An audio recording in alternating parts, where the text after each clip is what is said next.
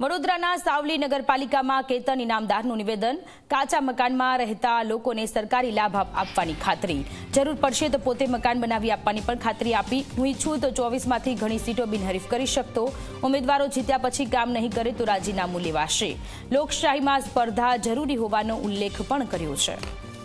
તો વડોદરામાં કેતન ઇનામદાર કે જેણે નિવેદન આપ્યું છે, ઉમેદવારો કામ નહીં કરે તો રાજીનામું લઈ લેવામાં આવશે. સાવલીમાં કેતન ઇનામદાર કે જેણે આ નિવેદન આપ્યું છે, ઉમેદવારો જીત્યા પછી કામ નહીં કરે તો તેમની પાસેથી રાજીનામું લેવાની વાત. સ્થાનિક સ્વરાજની ચૂંટણી પહેલા કેતન ઇનામદારનું આ નિવેદન.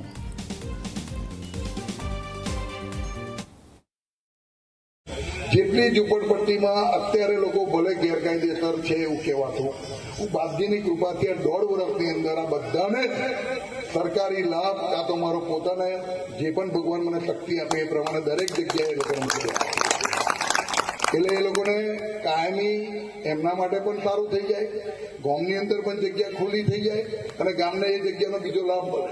કોઈને ઘર વિહોણા નહીં કરવાના, કોઈને ધંધા વિહોણા નહીં કરવાના.